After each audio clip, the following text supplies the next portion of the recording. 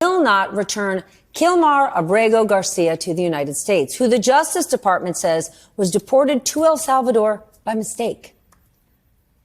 How can I return him to the United States? Like, I smuggle him into the United States, or what do I do? Of course, I'm not going to do it.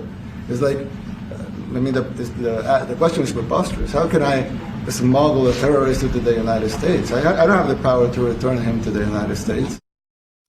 Now the Trump administration claims there was no mistake. So I want to level set for a moment. Last week, the Supreme Court said the deportation was illegal and that the administration must facilitate his return. But that does not seem like it is going to happen. Today, Trump and the president of El Salvador sat in the Oval Office, defying the nation's highest court. They repeatedly referred to Garcia as a gang member and a criminal terrorist.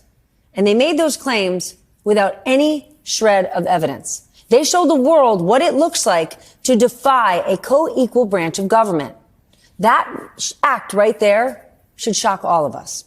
It reminded me of January 2017, back in the early days of the first Trump White House, when Kellyanne Conway, then counselor to the president, referred to what she called alternative facts. Well, today, Donald Trump showed us again that facts do not matter to his administration when he has a specific agenda. Supreme Court rulings, they don't matter either. He is not hiding it. These are alternative facts, and we need to call them out. Not because we're standing against the president or his policies. We need to do it because we are in favor of the rule of law. My friend Joyce Vance is here. She's a former U.S. attorney who spent 25 years as a federal prosecutor. Joyce, what's the problem here? Well, golly, I mean, it would be easier to say what isn't a problem here, because everything is wrong, starting from the point that Bukele, El Salvador's president, is deeply opposed to the rule of law. Back in February, for instance, when Elon Musk was tweeting about impeaching judges, Bukele jumped in on Twitter and talked about the importance of getting rid of, quote, corrupt judges, which of course meant judges that ruled against the president of either country. And so that's where we find ourselves. This is about, on the one hand, people who have been illegally deported. On the other hand, it's about undermining the rule of law and leaving the president with so much power at his disposal that he can take anyone he wants to and dump them in an El Salvadoran prison without any form of due process preceding that action. But Joyce, is this about precedent for the White House? Because lots of people could say, listen, Mr. President, I appreciate what you're doing. It's a difficult and valiant effort. You made a mistake. Bring the guy back. Is the reason the White House doesn't want it is because it sets a precedent? And if this precedent is set, all sorts of others will make the argument that they should come back as well. Is that what this is about? I think that's exactly right, and it works both ways. They're standing firm here because they want all of their deportations to stand up, so they're concerned about the precedent in that sense.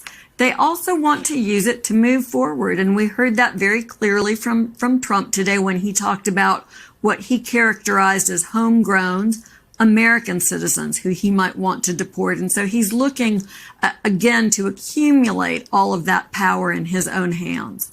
We actually have that soundbite. I want to play it. They're great facilities, very strong facilities, and they don't play games. I'd like to go a step further. I mean, I said it to Pam. I don't know what the laws are. We always have to obey the laws, but we also have homegrown criminals. I'd like to include them in the group of people to get them out of the country, but you'll have to be looking at the laws on that. Is that even remotely constitutional? I mean, you hear something like that, and Trump's defying last week's orders. I'm thinking, is John Roberts going to stand up and say or do anything here? Well, I can't predict what the Supreme Court will or won't do, but I can tell you with startling clarity that it's illegal to deport American citizens for committing crimes. You know, this is really about outsourcing prisons, these sort of for-profit prisons that were in vogue for a while during the last Trump administration. and this notion that instead of having constitutionally sound prisons, we should turn it into a profit-driven enterprise, which of course incentivizes incarcerating more people and for longer periods of time. That's another angle in this entire sort of sordid mess. But here we've got a president who's clearly talking about exceeding the bounds of the law. All right, Joyce, here's a new topic and one we really need you to explain to us. The SAVE Act. It is now on its way to the Senate. It would mean sweeping changes to voter registration, and it could actually affect millions of married women. Can you explain what we need to know here? Because this one, there's so much news out there. This one's flying by a lot of us.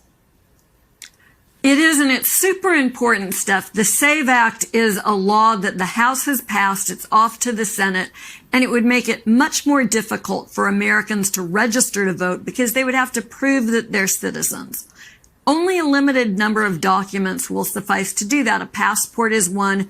Passports are expensive. They cost upwards of $100. A certified birth certificate will do that. But for 69 million American women who took their husband's name when they got married, the documents don't match up, and it becomes much more difficult to register to vote under the SAVE Act. So this is a real problem. It's an effort to suppress the vote. It will disproportionately impact women among other groups of people.